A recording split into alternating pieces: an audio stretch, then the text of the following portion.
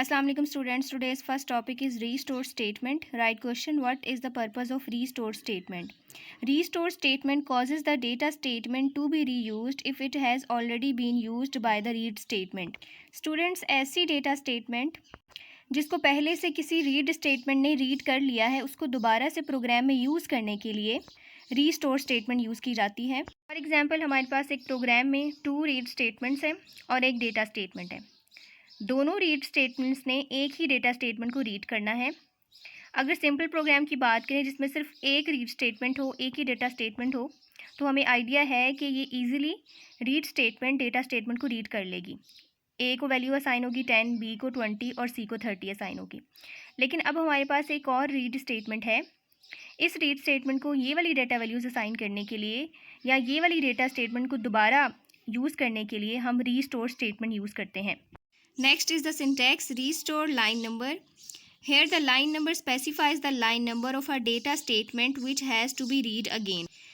यानी उस data statement का लाइन नंबर जिसको दोबारा किसी और रीड स्टेटमेंट ने रीड करना है।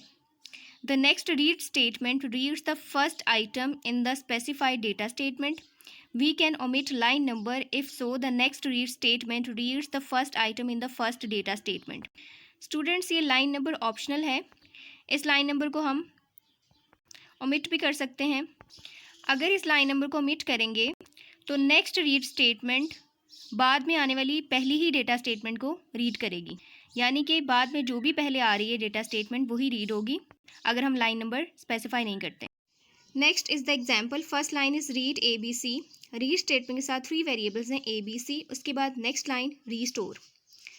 यहाँ पे रीस्टोर स्टेटमेंट इसलिए यूज़ हुई है कि इस रीड स्टेटमेंट की डेटा स्टेटमेंट को नेक्स्ट आने वाली रीड स्टेटमेंट भी यूज़ कर सके। स्टूडेंट्स, यहाँ पे रीस्टोर के साथ लाइन नंबर स्पेसिफाइड नहीं है। हमने डिस्कस किया है कि अगर लाइन नंबर स्पेसिफाई ना हो तो इस केस में रीड स्टेटमेंट्स के बाद जो भी पहली डेटा स्टेटमेंट आएगी वही रीयूज़ होगी। Next read statement is read X Y Z. 3 variables हैं X Y Z. Line number 40 print A B C, यानी कि फर्स्ट रीड स्टेटमेंट के वेरिएबल्स को प्रिंट करवाना है। ये प्रिंट ऑप्शनल है। Next line number 60 print X Y Z. Second read statement के वेरिएबल्स को भी प्रिंट करवाना है। Line number 70 first data statement with values 10, 20, 30। Line number 80 second data statement 40, 50, 60। Students, restore statement की वजह से सिर्फ लाइन नंबर 70 यूज़ होगी। लाइन नंबर 80 की डेटा वैल्यूज़ कोई भी रीड स्टेटमेंट रीड नहीं करेगी। स्टूडेंट्स, नेक्स्ट इसकी अगर हम आउटपुट देखें तो आउटपुट से क्लियर है कि दोनों रीड स्टेटमेंट्स ने एक ही डेटा स्टेटमेंट रीड की है। 10, 20, 30 फर्स्ट रीड स्टेटमेंट के वेरिएबल्स की वैल्यूज़ हैं A B C. Next 10, 20, 30 second read statement के वेरिएबल्स की वैल्यूज़ हैं एक्स वाई जेड। तो इस एग्जाम्पल से क्लियर है कि रीस्टोर स्टेटमेंट की वजह से 2 रीड स्टेटमेंट्स ने एक ही डेटा स्टेटमेंट रीड की है।